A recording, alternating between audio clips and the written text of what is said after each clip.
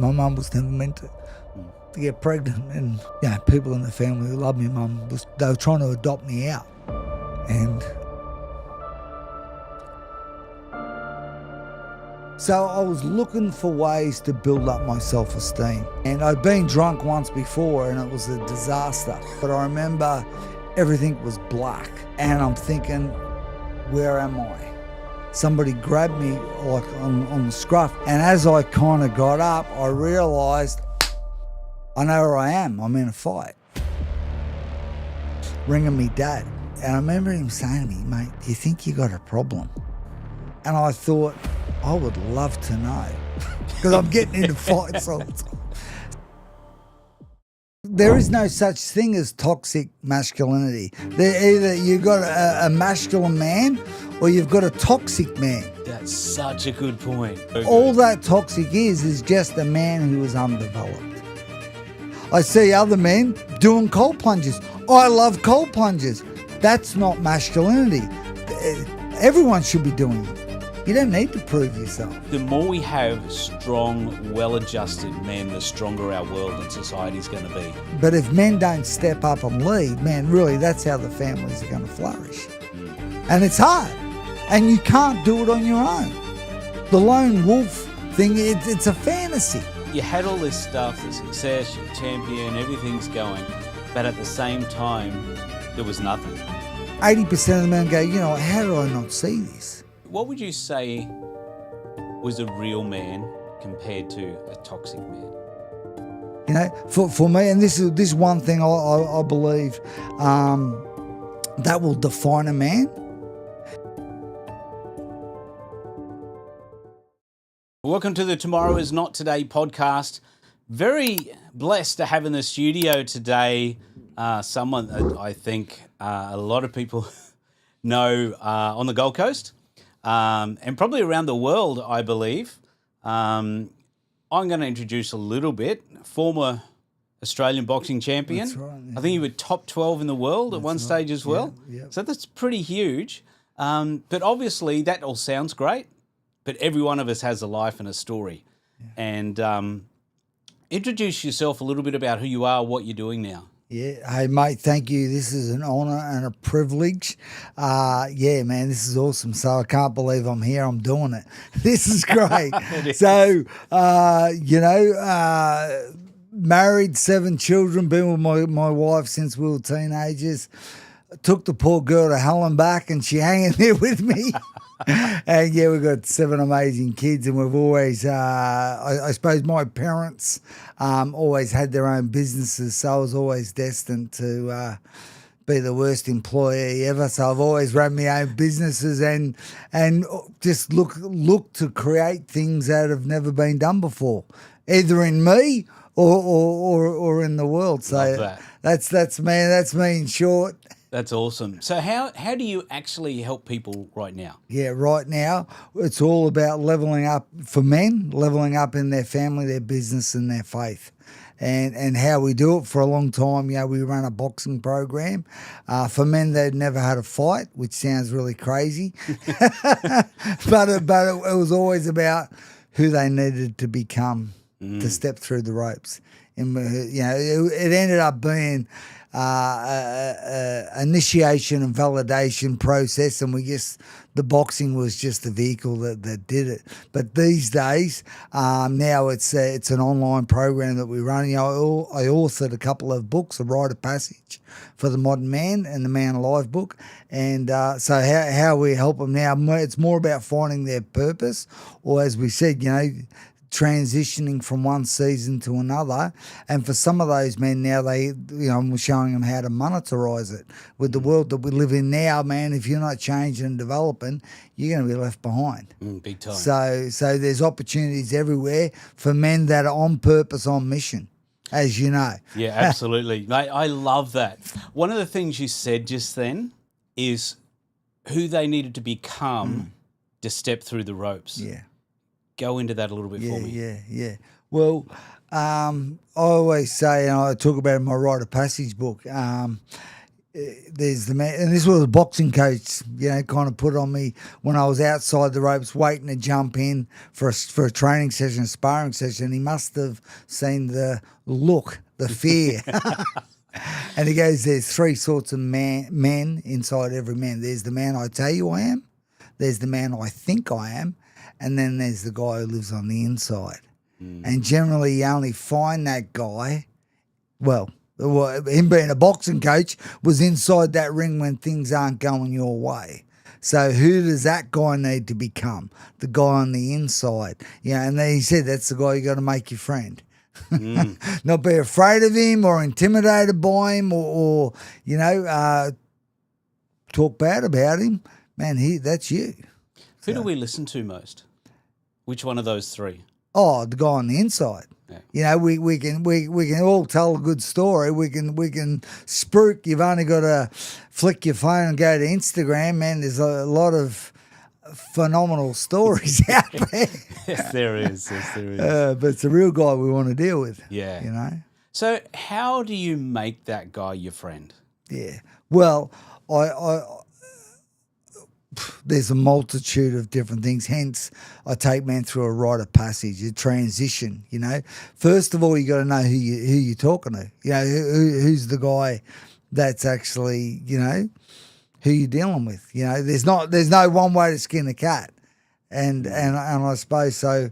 It's a bit like something that you asked me. We've all got a story. We've all got a journey, so we've all got a different. Some of us were exactly the same in some areas. Other areas, man, we've had different upbringings, etc.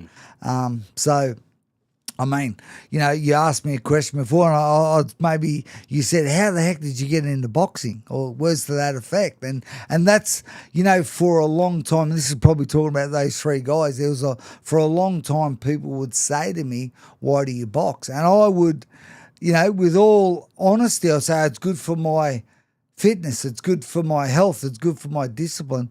The truth, I didn't give a toss about any of those things.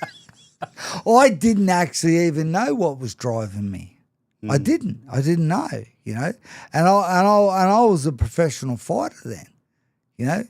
And so, but there was a story, and you said, people say to me, "How did you get into boxing?" And because I don't know, I've never met really too many men say, "Hey, I want to go and learn how to get punched in the head."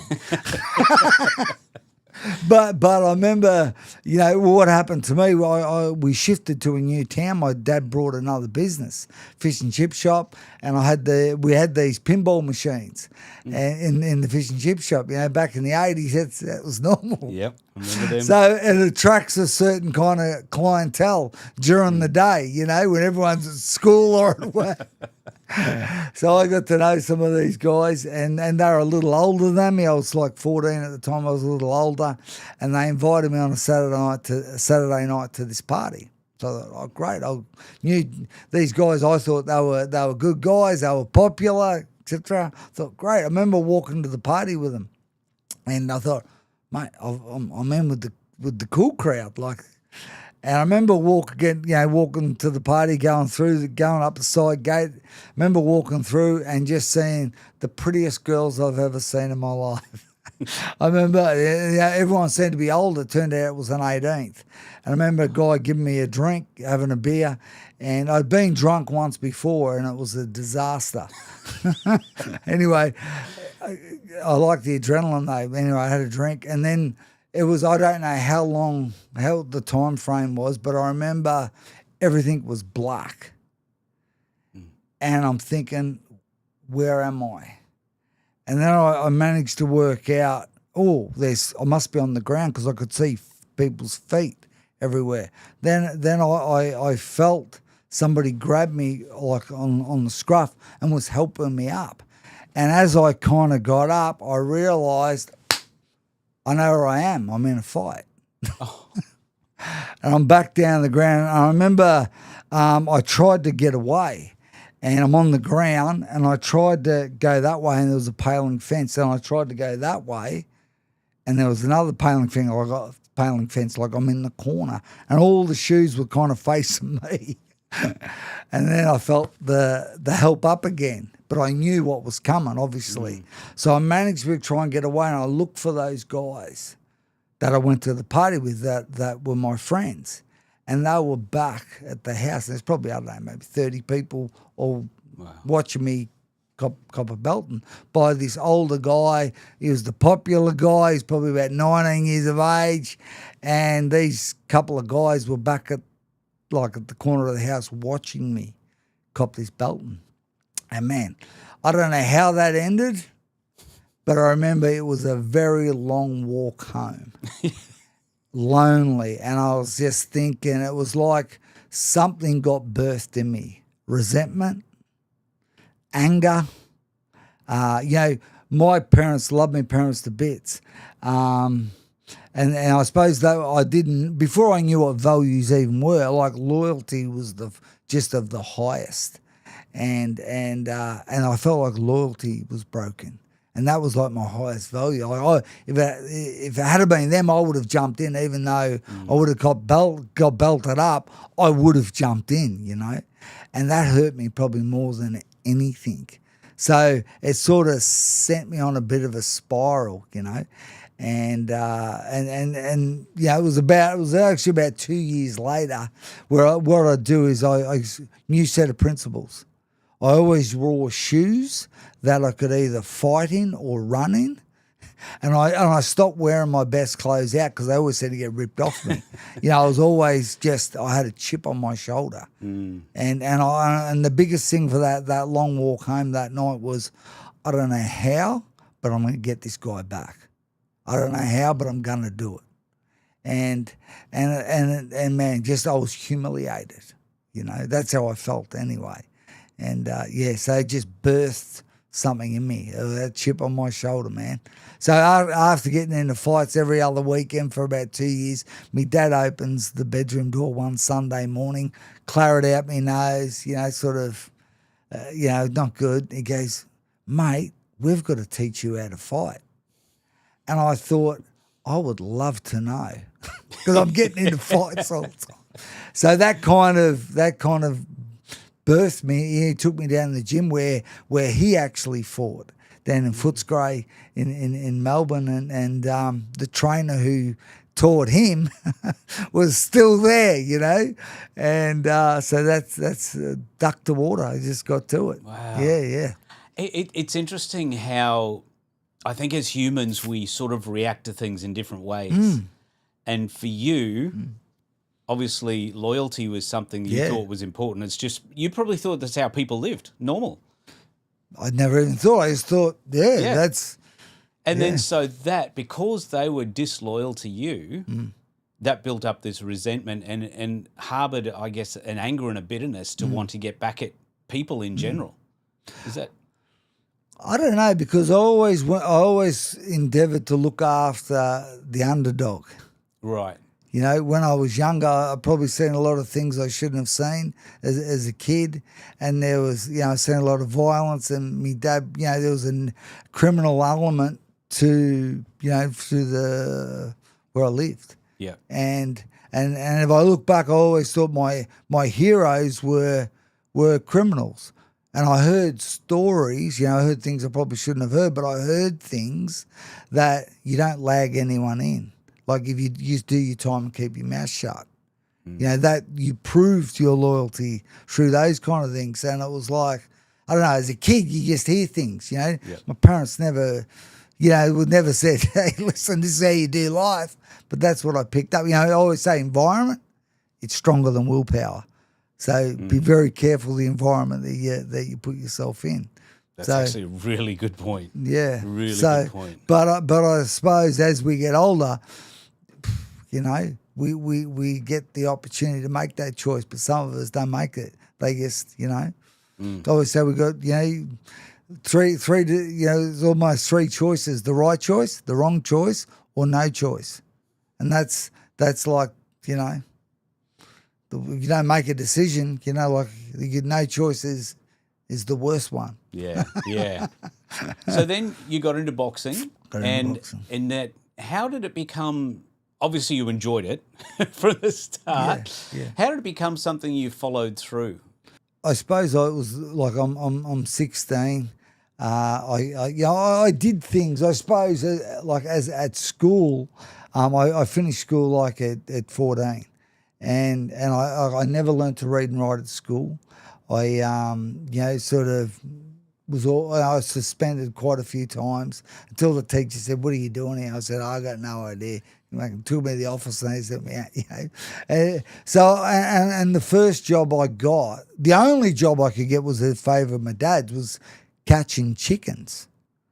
It's like that was the best, and eventually, but I got into other things, and my dad had got me involved in horses, so I ended up getting a job riding truck work, working in stables. Anyway, but what happened? I got this job in a vegetable garden, right, and anyway, long story short, I was able to buy a block of land.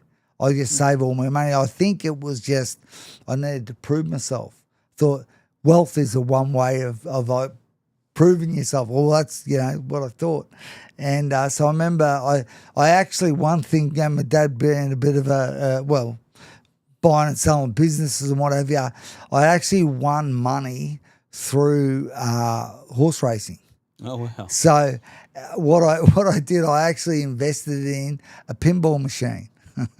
So I was making money out of that, right? And I ended up, when I got this other job, my old man seen this advert for blocks of land for sale. He goes, "Go and show your boss," because he had a lot of land in the area. Remember, he grabbed me and goes, "Yeah, okay, all right, meet me here on your push bike after work." So he picked me up on the ute, drove down the real estate. On the way down, he said, "How much money have you got?" And I told him, He goes, "Because you're going to need about $1,600. I said, "Yeah, I've got $1,600. So I brought a block of land that night. Like that was, anyway, I'm getting to how I got, So I was looking for ways to build up my self-esteem, although I didn't know it. I've been booted from school. I was always, square pegging a round hole, I suppose. So I was building ways up there. So when I got into boxing, and I just was ducked to water. It was like I started getting a pat on the back. My dad, mum, very encouraging, the best parents ever. They were always encouraging, my biggest, cheer squad. But I had an attitude. Yeah. So then I started boxing. I started going really good at it. I started, in that first kind of, I don't know, maybe I think it was about like a season, like a 9-month season. I had like 6 fights and amateur fights. Oh, this is great. And then, because I just stayed away from all the old environment. And then I remember my coach saying to me, "You need to have 2 weeks off, mate. You've just been here, like you've trained every day." Like it's all, I was just obsessed. And I remember having 2 weeks off. Or, that first weekend going back, seeing my old mates and picking up a drink. And that 2 weeks was actually lasted. I didn't get back to the gym for 3 months. Wow. And it was like I just had all this time off the alcohol, and I picked it up, and I don't know, I wouldn't say I couldn't stop. I didn't want to stop. So I remember getting back to the gym, and I fought for about 6 months again and did really good. Had like 6 fights in 6 months, just accelerated. End up was about, fighting the best in the state, Victoria at that time, and did really good. And end up fighting a bloke that went to the Commonwealth Games. And it was like I was so premature, should not have ever done that. But anyway, I had a coach that was maybe more enthusiastic than me, Anyway, I remember getting knocked out. And I remember thinking, man, maybe it's happening or maybe it hasn't. I remember I don't remember really getting hit, but I remember looking up and just the lights are shining. I'm on my back on the camera. Everyone's looking at me. And I remember being so angry. just jumping up, and I wanted to continue the fight. It had been over for minutes. I laugh now, but man, I was stinging, and that's so I actually went way off the rails that time. They said you can't fight for a month, blah blah blah. I wanted to fight him straight away, like I was. So in that month, I picked the drink up again, and that lasted maybe about a year. Wow. That drink. It was meant to be a month. A month off out of the gym, etc. And I remember getting back I remember thinking if I could just get back to the gym, I'll stop drinking. It'll curve things. I remember training a couple of days, and the coach goes to me. It was a different coach. It goes to me because he knew me. He goes, listen, if you train every day this week, I'll get you a fight on Friday night. And I'm like, my thinking was, that will keep me away from those mates of mine. So I remember fighting. I won the fight, and I remember the coach grabbed me straight away and goes, listen, don't drink, go home, and I'll see you at the gym Monday, and we'll do the same. If you train again every day, we'll get you another fight next Friday night. So I'm buzzing from the fight, So I'd done the same thing. Anyway, what it was, which I didn't know after about 3 weeks, because I ended up having 8 fights in 7 weeks. Wow. And I wasn't even fit, But what it was like a round robin for the state titles and the Australian titles. And I ended up, coming third in Australia. And I mean, to be honest, I was happy to lose that last fight. I was done. I was tired. I was sore. My nose was broken about 3 weeks into it, in training, and I had to keep fighting with a broken nose. And anyway, but I learned some lessons, But the thing was, then I thought, oh, you know what? I'll have a drink. I've done such a good job, And me dad shifted away up to North Queensland and brought another business up there and whatever. So after a couple of months, I ended up going up there and I was always going to get back to the gym, because I wanted to be a fighter, And I remember he had a caravan park, and I met all these guys from kind of around the world. There wasn't a tourist caravan park. It was one of those ones where backpackers would go and pick fruit from, Yep. So it was licorice, all sorts, It was you got everything there. And, so I remember these guys talking to me about Thailand, about different parts of Asia, about Europe, and I'd never known anybody that had kind of gone overseas, not like that. I mean, we went to Bali for 10 days. That was, it wasn't really. So I started meeting, and there was a couple of older travellers there. Maybe they're probably in their 40s or something, and they were seasoned travellers, and they were telling me stories. And I remember, getting some money together, planting sugar cane and stuff up in North Queensland, and I remember getting some money together, and I remember buying a ticket. Because these guys, I'll meet you over there and I'll meet you over there, I'll meet you here and I'll meet you there. And so I remember, just very naive. I'm probably 19 years of age, and just getting on the plane. I remember being in the old school where what do they call it? Travel agents. Yeah. Map of the world. Yep. I remember saying to the woman, I want to go traveling overseas. She goes, well, where do you want to go? I said, well, where can I go? So she goes, well, there's the map of the world. So I started looking at the map of the world. Hey, Eiffel Tower, go there. Well, she goes, well, you could get 2 stops over there and then stops on the way back. So where do you want to go? Singapore, I'll go there. So that was the planning, Wow. And and that's what I did. I remember very naive. I remember flying to Singapore, getting off the plane, and reality hit me. on my own, stone cold sober. Like, where the heck am I? I remember, never forget this guy. He must have spotted me. I was pretty green. He was a New Zealander fella, been travelling for a few years. And he goes, mate, where are you going? I said, no idea. He goes, you got a place to stay? I said, no. He goes, mate, I know a place that'll go, sweet, great. So I remember being there a couple of days in Singapore, and he goes, and I met this other guy in the backpackers, and he goes, hey, I'm going up to Thailand. He heard I was going to Thailand. He goes, I'm going to Thailand. Do you want to go together? I said, what do you mean? Aren't we? No, he goes, we're going to go through Malaysia. We're going to go to Malaysia first and then go to Thailand. And I said, aren't we in Malaysia?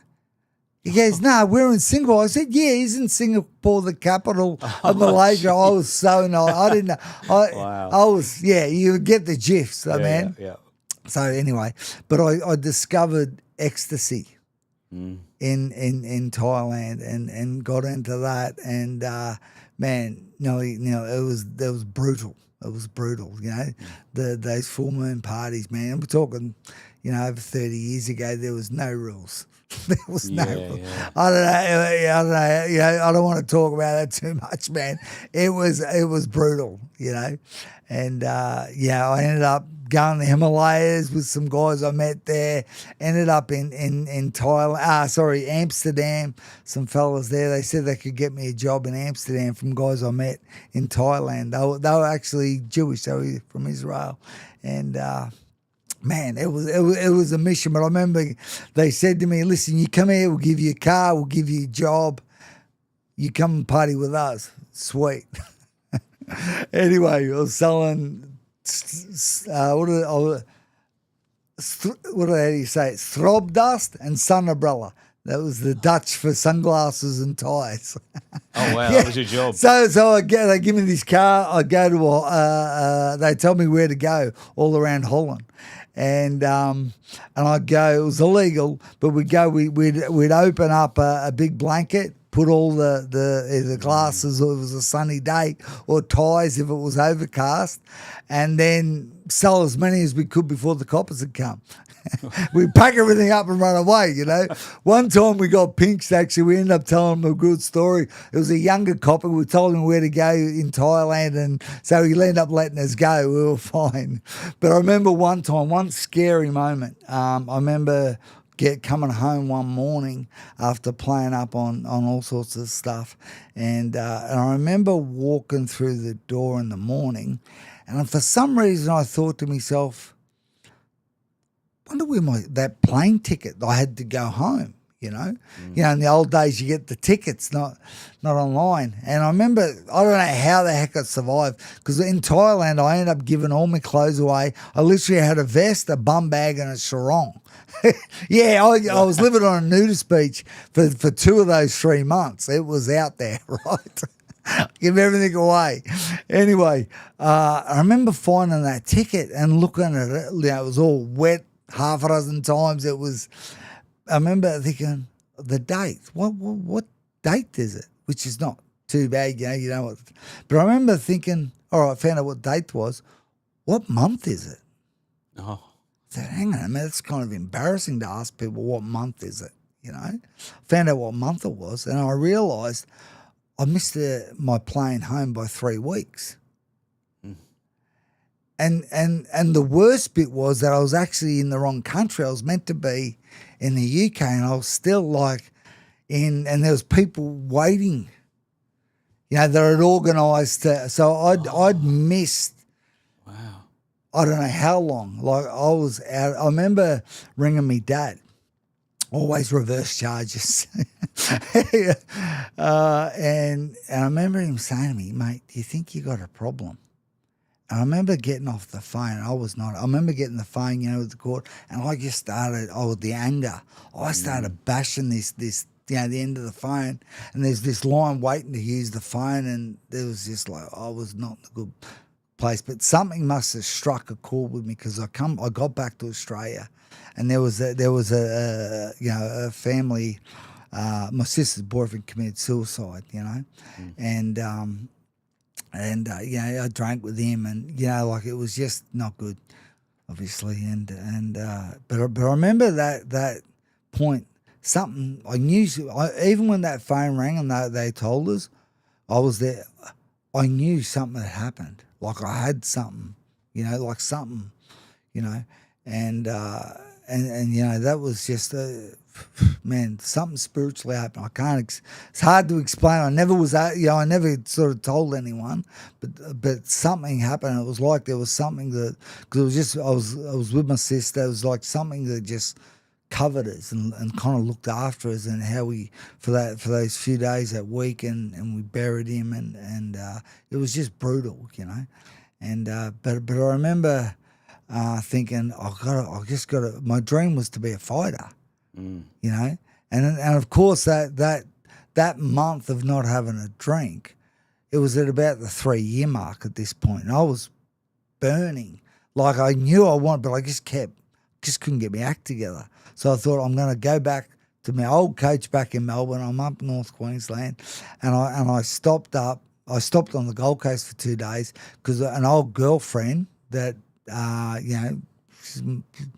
since we were kids, always on and off, but I was always being me, And I heard she was on. It was like I remember ringing her mum, and her mum didn't want to tell me where to give her number. Anyway, I managed to be able to get the number, rang her up, and of course, so I connected with her, and that 2 days ended up being a week. And there was all people that were from our hometown that were living here. There's like a dozen of us living in a 2-bedroom unit, and I don't know. It was all of a sudden after about a couple of weeks, everyone left, and it was me and her. And I always loved her my whole life. I just was a mess.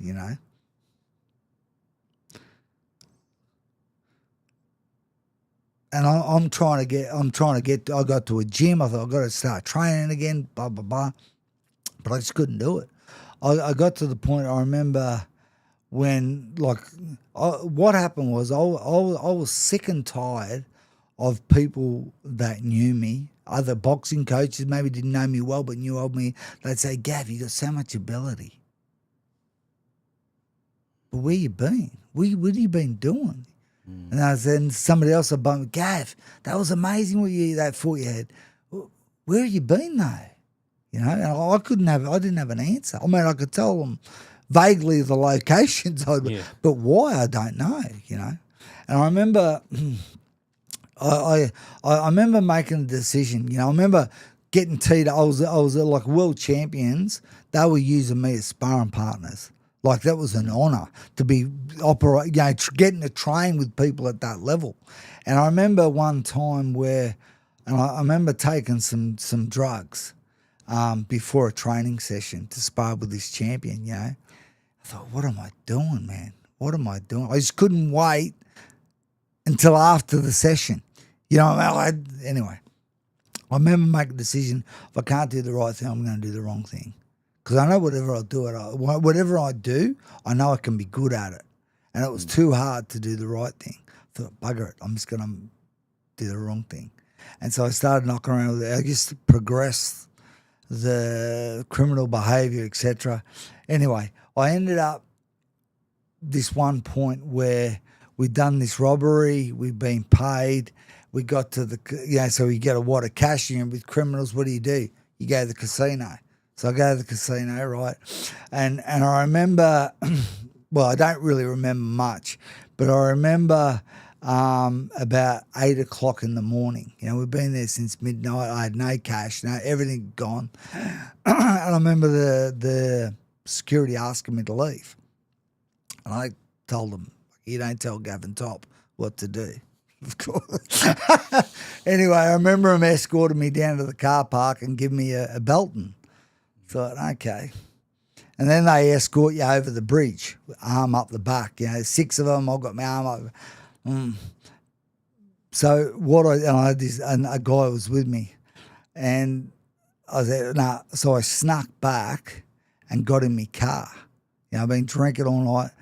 And I remember driving to the front where those, the big glass doors are. I remember driving around, reversing back to get ready to reverse straight through the double doors to show them, you know. And I remember I go to put it in reverse, and my mate who's with me is screaming his head off. What are you doing? And of course, I look in the rearview mirror, all the security, everyone's looking at me. And I'm about to show them in reverse through the front doors. And something happened. I thought, hang on a minute, I'm going to do this. So I put it in drive, and I drove home. And that guy, I don't think he's ever spoken to me again, actually.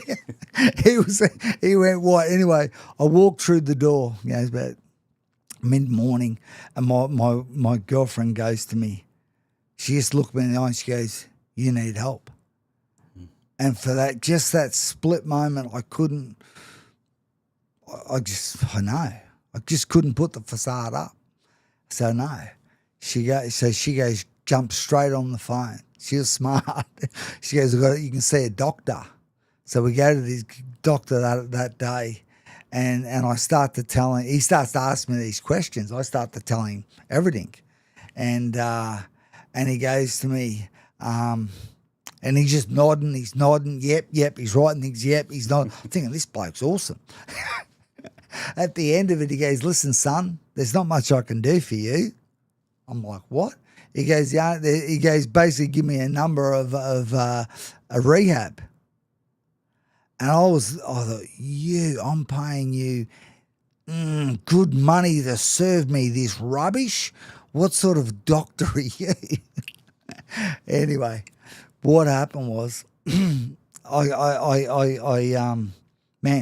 ended up that suicide. My sister's boyfriend, it was 1 year anniversary, so I thought I didn't want her to be on her own. So I flew back to North Queensland to be with her. And I remember getting there, and I thought the first place I wanted to go was the graveside. And so I go there, and I don't know, I knew I was not in a good way. And I was just thinking about what had happened at the casino the last few months, and the people I was associating with, and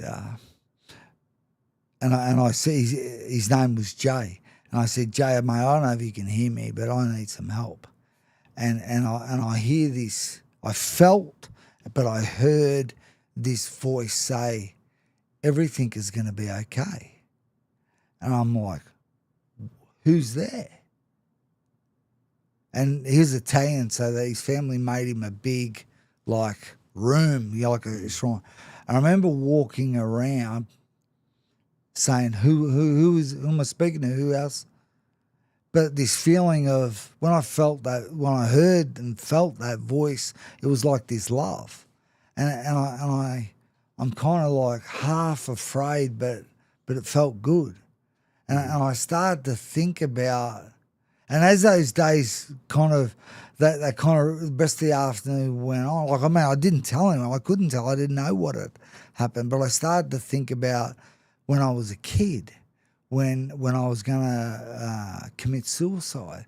I was about 10 years of age. I threw a rope over a rafter, and I stuck my head through the noose, and that same feeling of love and peace sort of come up. And I kind of I remember thinking, oh, I'm going to do this. And then I remember I remember one time with that guy who beat me up one time. I spotted him once, and I was about 16 in this nightclub, and I remember finishing me pot of beer, and I remember walking in the toilet and smashing it on the ground, sort of half putting up my sleeve. I thought I'm gonna fix this guy real good, and so I stood sort of half leaned back so he couldn't. I was next to him, but I was kind of facing the other way. I thought on the count of 3, I'm going to glass him in the face.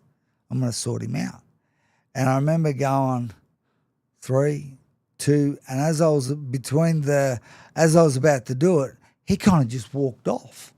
And that feeling of peace and love come on me. I'm like, and I'm remembering all these times through my life when I'm in Thailand, I get chased by these 4 flipping ladyboy, homosexual, and I was running for my life.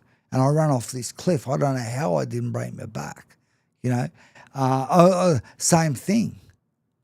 It's like I always knew I'd been looked after. I know I was being looked after. I just didn't know how or what. So anyway, so this is going on. I remember I set out that night to just go up with my sister, and I wasn't going to drink. And I remember having a drink. And I remember just wasn't working. Just the shame and the guilt. And I'm a big brother, and I'm embarrassing, you know. And you know, like that was, I ended up getting back to the Gold Coast, and you know, I was like, I don't know what to do, you know. And you know, Michelle goes to me, "You're going to go to those meetings?" And I'm like, she goes, "I'll ring up." So she rings up, and she starts having this conversation with this bloke on the other end of the line, and he's saying to her, "Why aren't I on the phone speaking to him?" And I'm like, I'm scared. I didn't know that word existed then, but I was scared. And so he's having an argument. They started arguing. So I picks the phone. I said, "Mate, where the heck are you? I'm going to go and bash this guy for upsetting me girl. I put her through hell, but somebody else upset her. Not good." So he goes, "I'll meet you at Isla Capri, 8 o'clock meeting." Like, "I'll be there. Make sure you're there." I go drive to the meeting. The fear hits me. I'm at the door. There's all these people there. I'm like, I forgot all about that guy. Some bloke welcomes me, sits me down, makes me a cup of tea, and the meeting starts. And the person starts talking about blackouts, starts talking about drink driving, starts talking about violence, starts talking about regrets, shame. And I'm thinking, my girlfriend's, she's told everyone about me. She's given me up. Then the next person says similar thing, talks about missed opportunities, talks about regret. And I'm thinking, I'm going to kill her. By the time the end of the meeting happened, I thought, I'm exactly the same as these people. And I'm thinking, a guy approached me that I didn't know. I met him, but I didn't know him. And he was from the boxing gym. He'd been an Australian champion when he was younger. Anyway, so he sits me down and starts to talk to me, and I'm like real cagey, you know, like I don't I've been given up here. I don't want to give myself up anymore. And he just knew how to talk to me. And it was like he put his fingers in my chest, and he goes, "Son, there's something in you that only you can fulfill. There's a mission. There's a purpose." And I'm like, "I know that. How do I get from here to there? Just tell me what to do. I'll do it." And he goes, "Don't drink from now to tomorrow, the next meeting, and just do that." I said, "I'll do that, but tell me, what have I got to do?" He goes, "Just do that." I said, "Tell me. I need to know." Like, he goes, "Don't drink and I'll see you tomorrow." He goes, "Settle down, son." Emotions are unregulated. So I did that. And then I said, "All right, what do I got to do?" He goes, "Don't drink from now to the next meeting, and I'll see you then." I said, "Then you're going to tell me?" He goes, "Then I'll tell you the next thing." So I got a few days, I got a week. They turned it into a week. I started to say, hang on a minute. I started hearing stories. I started hearing about people creating a life. I remember they started reading out of this book, and they talked about the promises. If you keep doing this, the promises that come. And I remember them saying about this guy started to read this book, and he goes, that you will have a life beyond your wildest dreams. And I said, listen, mate, I'm in. Don't overdo it. It's too thick. You're laying it on too thick, you know. I've been hanging around with would-be gangsters, with flipping, you know, like, mate, I'm in, but just don't ruin it for me. You know, my hopes were low, you know. And you know, after a few months, you know, I just would either go to an AA meeting. I endeavoured to go to a rehab. I got kicked out. Didn't last a day. So it's like, Gav, you're going to do it the hard way, son. You know.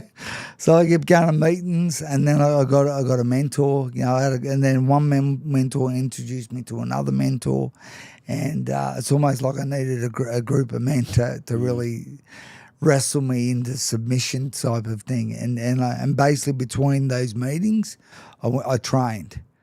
I went to the gym. I went to a meeting, I went for a run, I went to another meeting, I went to sleep. I got up, I went to a meeting, I ran, I went to another meeting, I went to the gym, I went to another meeting. So I started doing, I remember about a year mark, I thought I got to get some money as well, you know, like and I was too afraid to really go back to any environment. So I got this job washing dishes. It was, you know, I remember thinking, I don't want to go back to, you know, I can't, and I want something that can, you know, that gives me time to go to meetings, to train, etc. So I get this job washing dishes, and I remember it was about 2 months, and it was going good, you know. I mean, when I say going good, I was staying sober, and I was training, and I started getting a couple of fights. And then I remember me going to the gym, and my coach goes to me, hey, listen, there's an opportunity to fight on Fox Sports. And I'm like, inside I'm in, but I'm out. Like, what? This is too much. This is too big, you know. But he believed in me. He said I could do it. And you know, I said, I'll take it. I remember having that fight. And I remember it was brutal.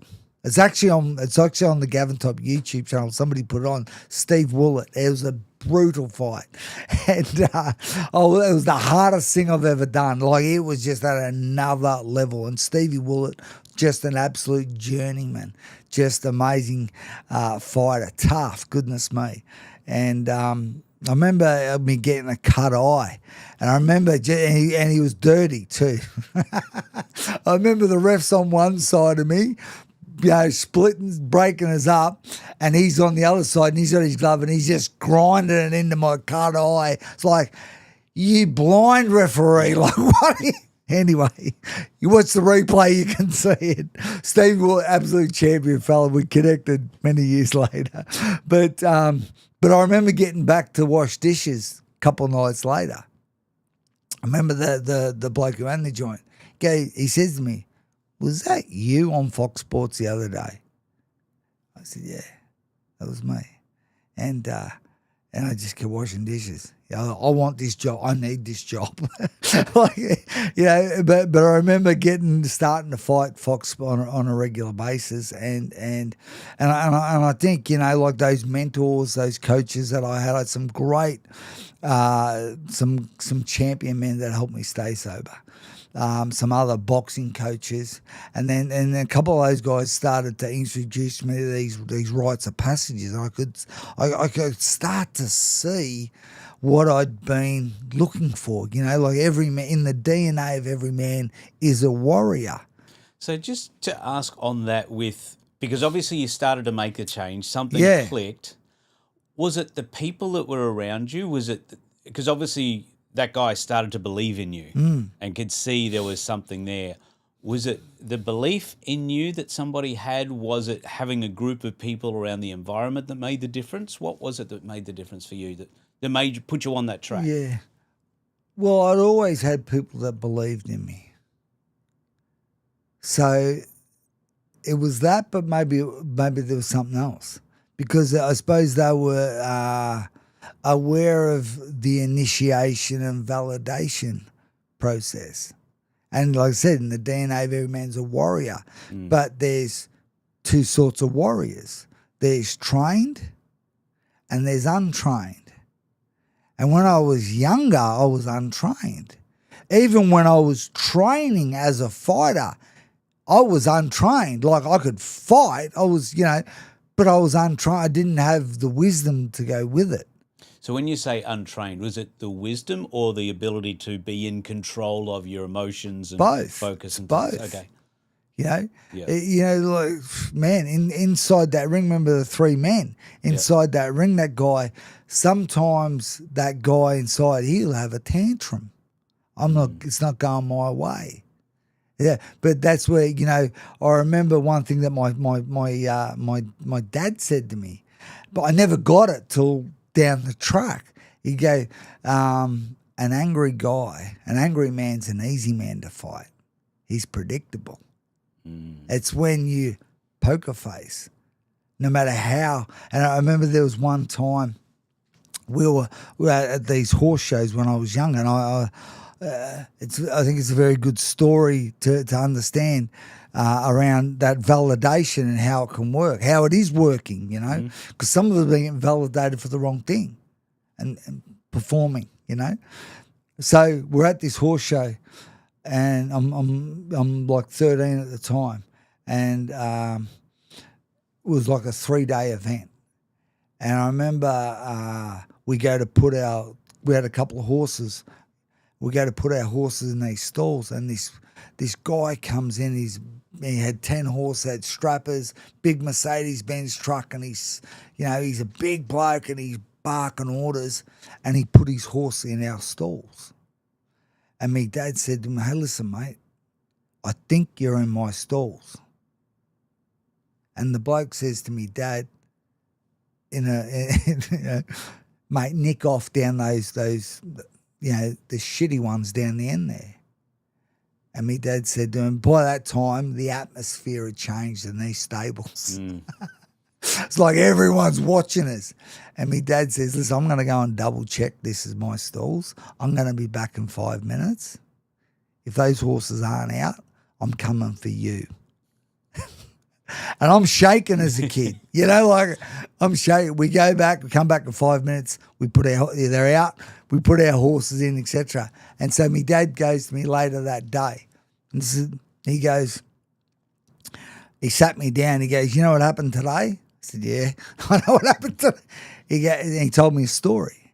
He goes, when I was young, my dad was in jail, right? And he was at that time, there was a couple of guys who murdered a taxi driver, right? And so my dad was in the pen with these guys, and one of them befriended him, right? And at the end of the day, they go back to their cells. The guy goes to me, "Dad, I like your shoes." And my dad goes, "Thanks." He goes, "Give me your shoes." And me dad said to me, "Listen, we fought. I kept my shoes, right? We don't take rubbish off anybody. What's ours, we take. We don't cop crap. We never take a backward step." He goes, "You are," and which I know, he goes, "You are the spit out of my mouth." I know I'm exactly like my dad. He goes, "Mate, we don't take rubbish off anybody." And so when he said that, no one's tougher than we are. We're tops. We don't take crap off anybody. So that was like an impartation. So as I got sober, all these things were coming back to me. Well, when I started to learn about this validation, this initiation, my old man had been doing them in a funny sort of way, the best that nobody showed him. But so there was times in that boxing ring when I didn't have 30 people watching me get belted. I had 1.2 million people watching me. But I remember there was times where I thought, I don't know, it doesn't matter how hard it is, how painful it is, how fatigued, it doesn't matter. I can out-tough this guy. He can't take more crap than me. I can out-tough anyone. I remember there's quite a few times. So I suppose as I started going through those rite of passage, there's things every person can draw on. That no matter what sort of a past you've had, there's good stuff, there's gold if you go looking. So I remember there was times where I thought, I can't do this, but I knew I could hang on. I could just tough it out. And I remember having fights where almost like I can't. If I feel like this, he looks like who's going to give in? And then they take a backward step. I gotcha. So that grit, I guess, to take the title of a book, that was something that was in you, I guess, planted from your dad in a way. Yeah. But had been squashed. Or was it still there? I think it needed to be uncovered. Right. I think, it had been, I think if we look, every person listening here, there's treasure everywhere. God didn't make any accidents. Yeah. And I mean, like all these things we can build on. I remember, I remember there was one point around that season, I'm fighting on Fox Sports regular, starting to go real good. And I remember the coach comes, we'll get an opportunity to fight for a Commonwealth title. I'm like, wow. But it was in the next weight division, etc. And I was like, I'll go, I'll do it.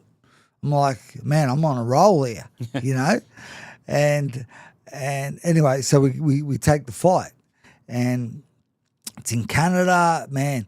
And I remember I was training so hard. I had a business going. I had a dozen blokes working because all these opportunities start happening when you're the champ. Everyone wants to be your friend. Not everyone. People come out the woodwork, which good people. I'm not saying negative, good people. And so I got this business going, and a dozen men working for me, and so I'm pushing hard there. I'm pushing hard at training. I married my wife. We've got I'm 5 years sober, and so we'll take this fight. And I remember leading up to the fight, I get this like chronic fatigue. I was just like, I've cooked myself. It's like, so they managed to be able to postpone the fight. And this guy's ranked number 6 in the world. Like, it's another level to what I'm used to. Long story short, we get over there. The second preparation works. I come good. Takes me a few months. I come good. Get over there, and it's winter, man, in Edmonton, Canada. Man, it's like 20 below. Go from a Gold Coast summer to it's like the worst, man. Anyway, after about 3 days, I'm in the gym, I'm hitting the pads, I'm thinking, this guy's in trouble. I'm on, And I'm having radio interviews, TV interviews. I'm like, got to do the whole thing, get over about 10 days before. And about the 5th day, I just didn't feel like I was just a little bit off. And then about the 6th day, I'm thinking, I feel terrible today. And then the 7th day, I'm thinking, it feels like that's coming back. So by the time the 10th day, the day of the fight, I go to I walk in the dressing rooms, I sit down for a rest, and I go to get changed. I can't even do my boots up. I'm just exhausted. And there's like 10,000 people there. They're telling me, brought tickets. There's it's televised in 32 countries. I mean, you can't say I don't feel like it tonight. Yeah. There's a lot. You're committed. So I remember thinking, oh my goodness. So I remember there was this little room, a door next to the dressing rooms where I'm getting changed. So I get up and I walk in there, and it's dark. I close the room, and I slouch down, and I'm like, and that feeling of peace and love comes on me again. Like every couple of years it turn up, and I'm like, God, what are you doing? Like, why have you got me here? And then it was like my grandmother, where I used to live a lot when I was younger. And she always had, all my life, she had this old school picture of Christ when you walk in her front door. And I don't know, I always, look at it. And she'd take me when I was a kid, and I'd live with her, and she'd take me to the Catholic church. And stuff, and I'm in the dark. I've slouched down. I'm meant to be warming up. There's 10,000 people waiting, and I get this picture in my mind of this Nana's picture of Christ in her doorway, and I'm like, and that feeling of love comes on me again. I'm like, God, are you Jesus? Like, is this? And then I remember saying to myself, your timing is way out. Like, I have to fight tonight. And it was like, as I said that feeling of love and peace kind of left me. And I remember thinking, I just made a mistake. And my coach opens the door and says, mate, we're on. And I'm like, I didn't know what really had happened. So talk about a lamb being led to the slaughter, man. I remember walking out through the crowd. I hadn't warmed up. He did me boots up, and he's trying to raise the dead in me. And I remember about seeing those international rules. There's no standing 8 count, so you either fight or you're knocked out, or you take a knee. You give up, And on the top, you don't give up. It's not an option. So I remember about the third round, he's hitting me flush on the chin. And I remember, like, I don't know if you've ever been hit like this, but I remember it was like your body goes into shock. You're like, this must be hurting, but I can't feel nothing. I remember thinking maybe my legs broke because I'm going one way, I'm back the other, like my legs weren't doing their job. But I stayed on my feet, and I remember being able to grab him, and there's a technique that you grab them like that with their arms through, you kind of like you'd be able to hold them like, and I get my head over his shoulder so he can't hit me from that spot. And I'm thinking about what had happened before in the dressing rooms, and I says, God, all I want is a fight I can be proud of. That's all I want. The referee's trying to pull us apart. I'm hanging on. Eventually, he's got to, mate, you're going to be disqualified if you don't let go, let go. Then I remember round 6, the coach helped me off the stool saying, you're halfway. And I'm like, how did I get this far? And then I remember the 9th round where same thing happened, where I was all over the place and stayed on my feet. And I remember because I was like, I don't know, I don't remember. But I remember him saying, son, you got 3 minutes to go. It's the last round. For God's sake, will you just stay out of his way? And I get up on my feet going, how have I done 11? And I remember thinking, I'm here. So I went for it. And I'm pretty sure I won the last round. I think he was exhausted from belting me for 11. But I remember at the end of the fight, he won 11 rounds. They put his hand up, and somebody come from behind and put my hand up and started to lead me around the ring. And I go around this side, standing ovation. That side, standing ovation. It's like all I could think about was that prayer I prayed. Just give me a fight I can be proud of. I thought, he's given me what I asked for, even though I turned my back. It's like, and of course, man, I was sore. I was belted. And I remember it probably took me about a month, I reckon, to get over it. It was brutal. And, man. But I see in the world's eyes, I was very successful because that block of land that I had, and then when I'd sat it there, it was just sitting there. So that when I got sober and then started fighting on Fox Sports, I started to get some purses. And I remember I've always been a risk taker. I love risk. It's the way God made me, man. But I remember doing some research. Well, my wife really done the work and said, we can actually buy a house with that land. So I remember buying a house. Like, whoa. And then I remember we had 4 houses. Right, I got this business. I've gone because in that first couple of months before I got that job washing dishes, we had to get food vouchers. Like there was not enough money to last till the next check, So we've gone from 4 houses, the champ, from food voucher, like it was a fast.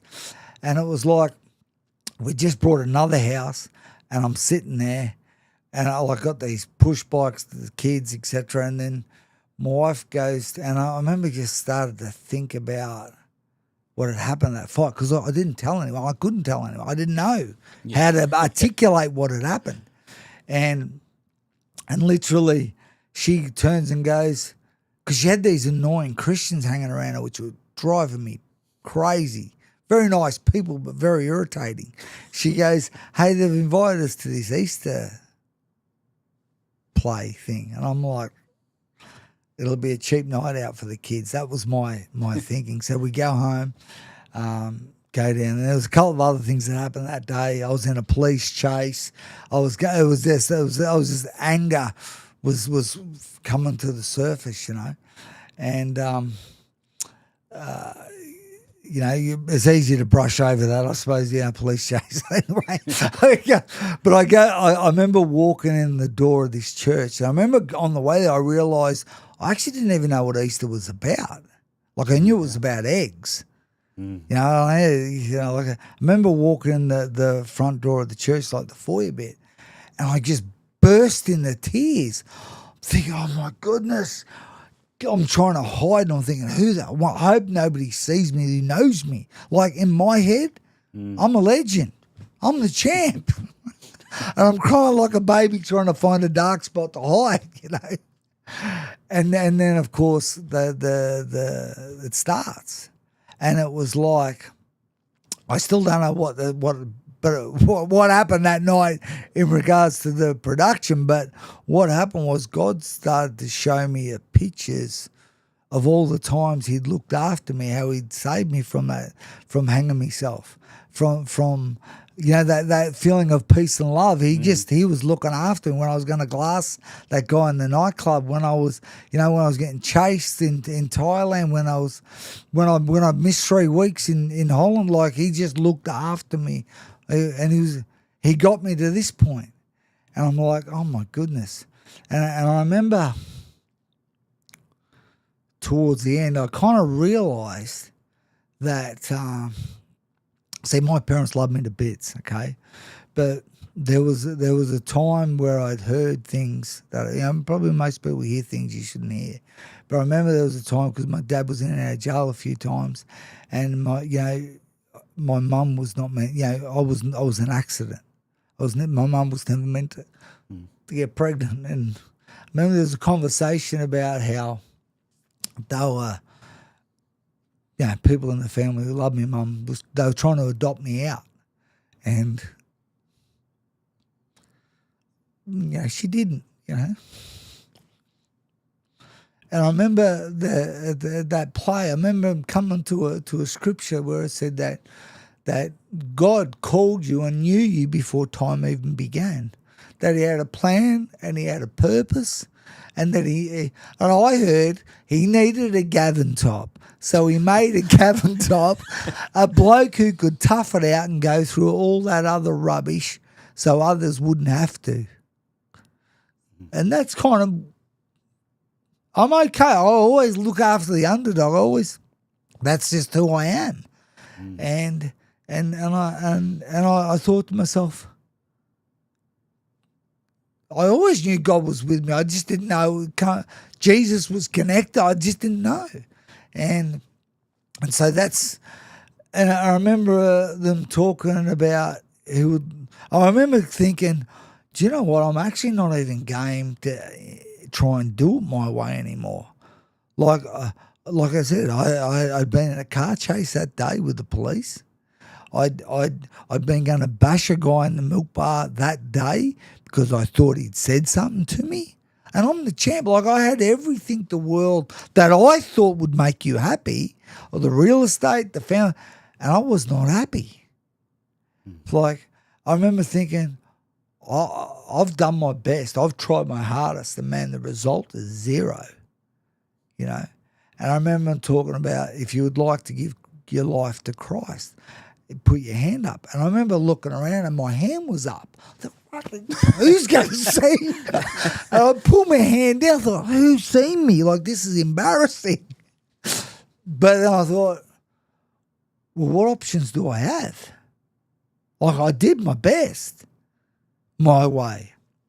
And really that was the start of the journey, really. That just got me to the starting post. So you had all this stuff, the success, you're champion, everything's going, but at the same time, there was nothing.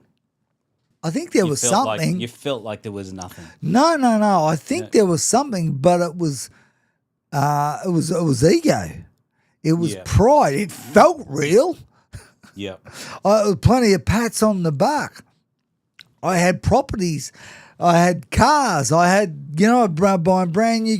I'm on TV. Everywhere I went, people said, hey. I had everything. It wasn't enough. Wasn't enough. It wasn't fulfilling. I was not fulfilling. Yeah.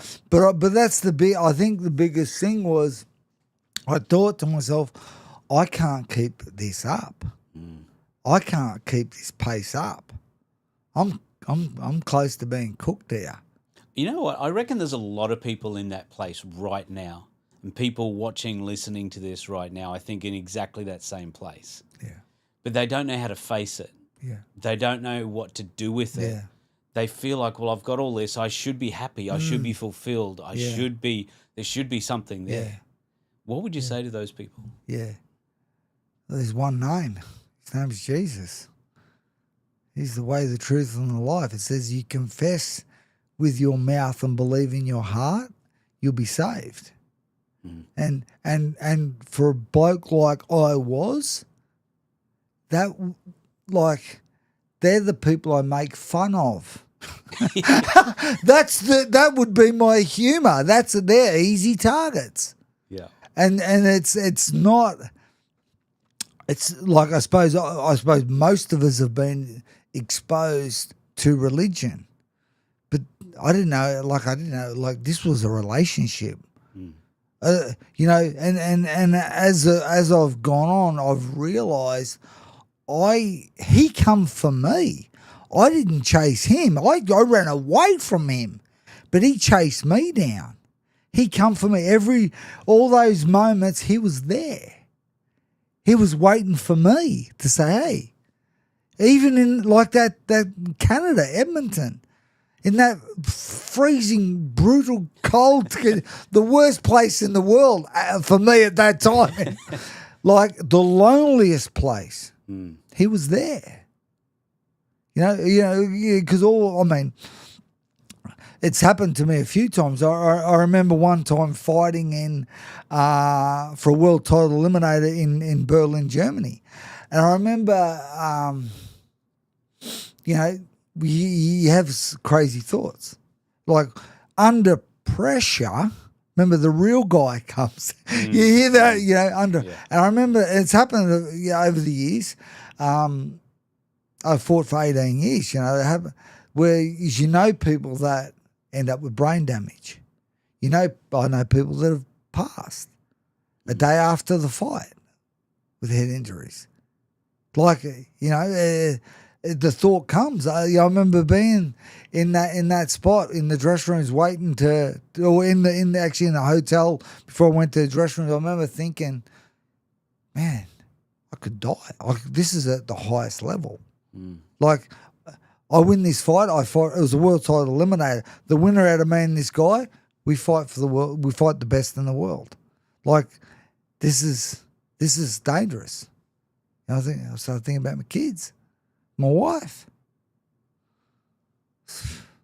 Like, but I remember that even that particular point. I remember a cornerman with me.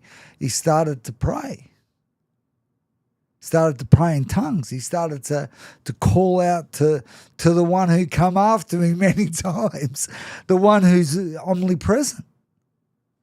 I remember the peace and love falling on me again. I remember that walkout, man. It's the best walkout I've ever had. In front of thousands of people. Yeah, I remember speaking. It's in Germany. I'm just praying in tongues, walking down the, man, I don't know what the language they thought I was talking about. But hey, my identity is not in my performance. My identity is the one who made me, called me. I'm a son of the King. I am the son of Jack Top. Nobody takes crap of anyone. But I'm also the son of the King, the one who made everything. So you now take that, well, you did for a little while, and you trained guys to get in the gym. Yeah.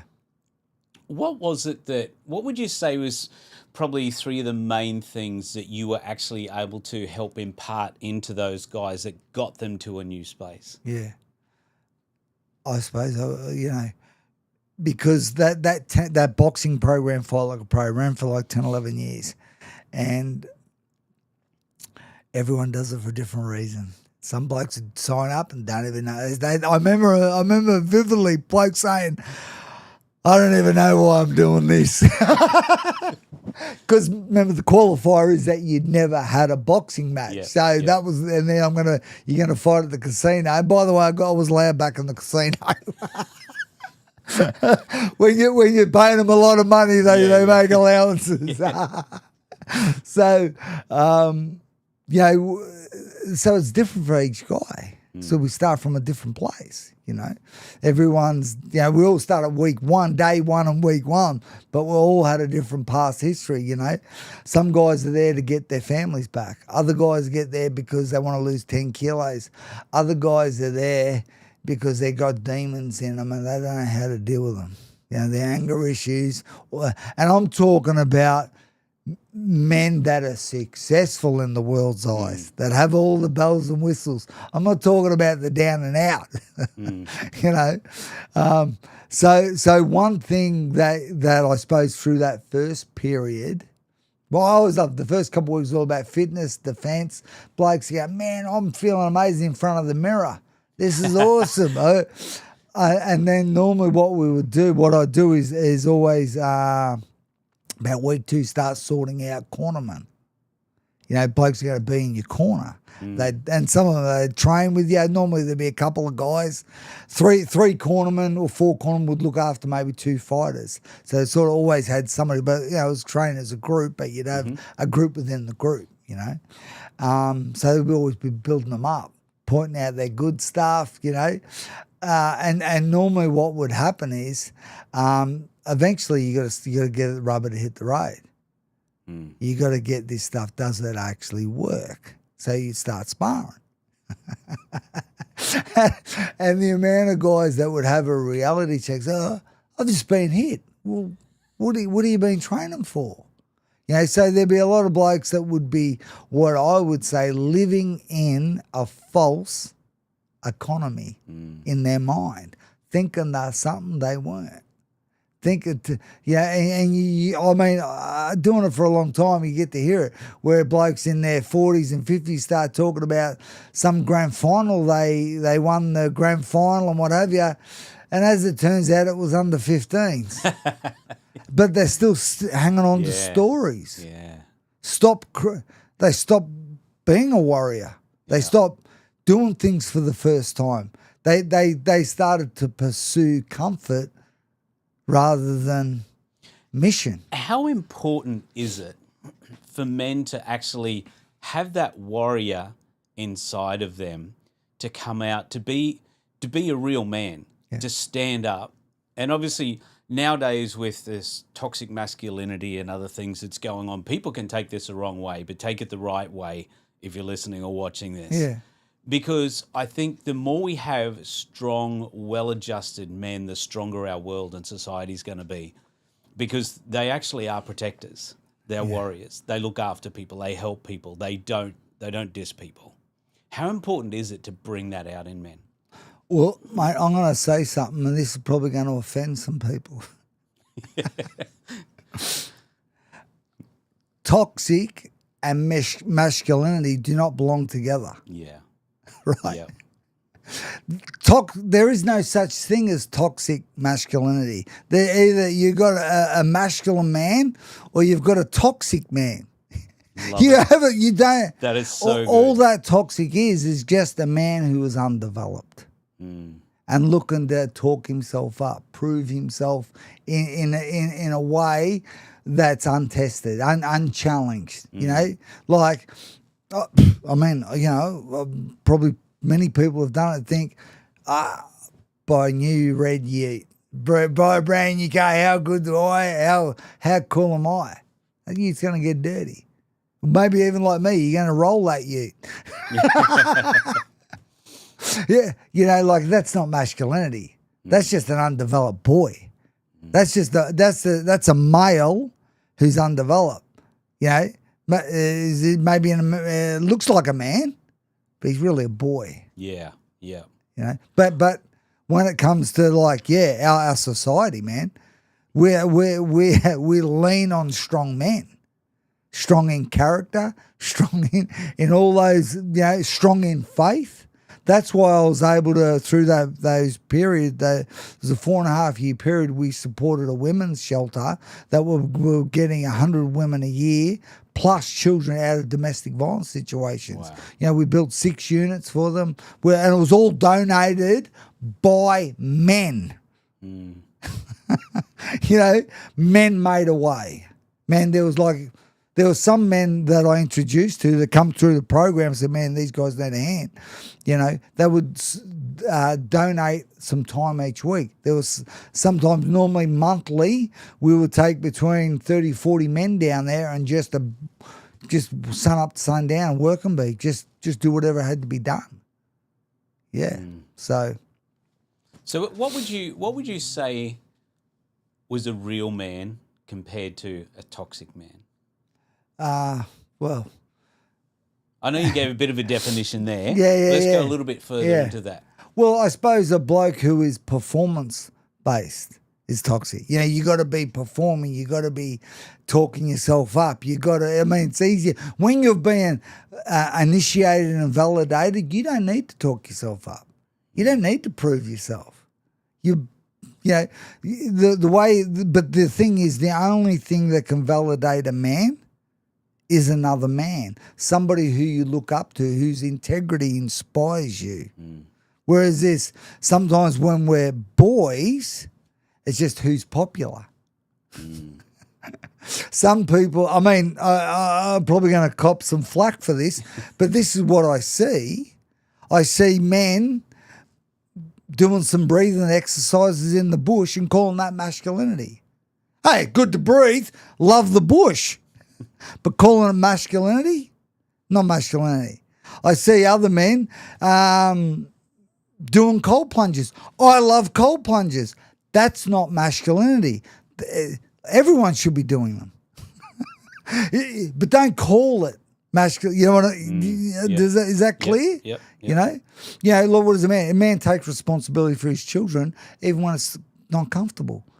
You know, for me, and this is one thing I believe that will define a man is by the oaths that he lives by. I talk about it in my rite of passage book, gavintop.com. Check it out. So for me, this is what really impacted my early days when I started to look at these rite of passage, when I started to show them that, you know, you're going to live by your oaths, by your agreements you make with yourself. First oath I ever made was around alcohol.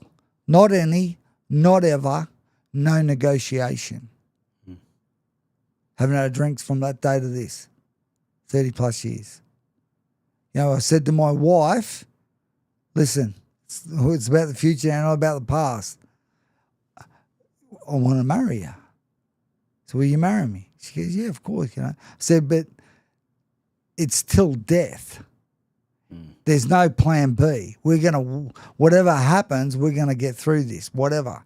You know, it's till death. You got to die to get out of this. She laughs, said, I will raise you from the dead. Don't you dare try and die. You know, so I mean, one of my oaths is to show my children that dreams can come true. Hence, I've got to be living dreams. I've got to be always talking about it. I've got to be doing it. You know, one of my wife's an amazing supporter of mine, the best. You know, one of my oaths that I created a few years back is though her dreams would come true. So she always wanted to spend some time overseas. So hence in 23, her heritage, her father was born in Malta. And so we're going to Malta. Let's go to Malta. I go so for a season.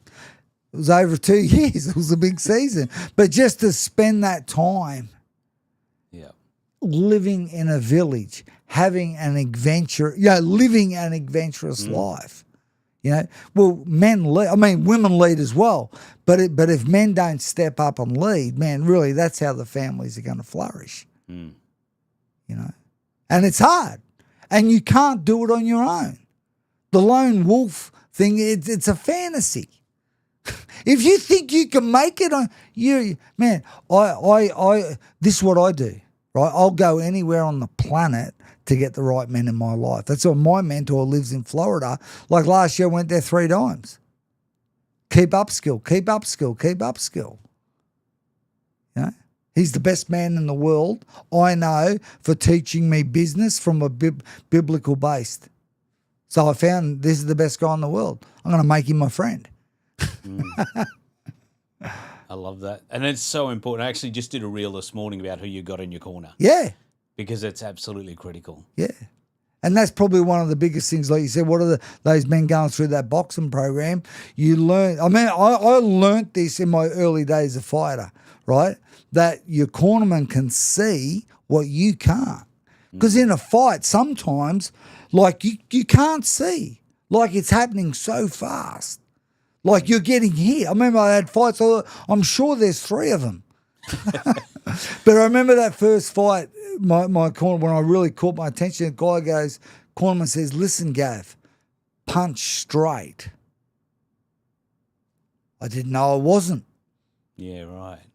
And I was copping a belting. He goes, punch straight, get you right in front of your face and punch straight. And of course, it turned the fight around. So I couldn't wait to get back to the corner and say, now what do I do? You know? So that really helped me, and particularly when that's what a lot of guys see go through the, that Fight Like a Pro program, is that you got to learn to trust this guy, man. He can see he's been there before. He's done it. He can help you. That's awesome. Mate, we've I think gone over time a little bit, but hey, that's cool. It's fantastic, and what you've had to say is incredible. And when it comes to this sort of thing, I don't know of anyone better or more qualified to be able to talk about this than you. So I really appreciate you coming in. Question we ask always at the end of the podcast: how do you create the life you want and leave a legacy that you're proud of? Mate, you want me to keep this short? Yeah. What I do now is called the Man Alive Experience. And the first 20 weeks is getting a crystal clear vision of your purpose and the mission for your life. Most men get about 8-10 weeks in and go, you know what? I've actually known what I wanted to do my whole life. I just got talked out of it or I made a mistake. So, all right, in short, man, to be successful, know your purpose, develop yourself for that purpose, and that's where most men fall down.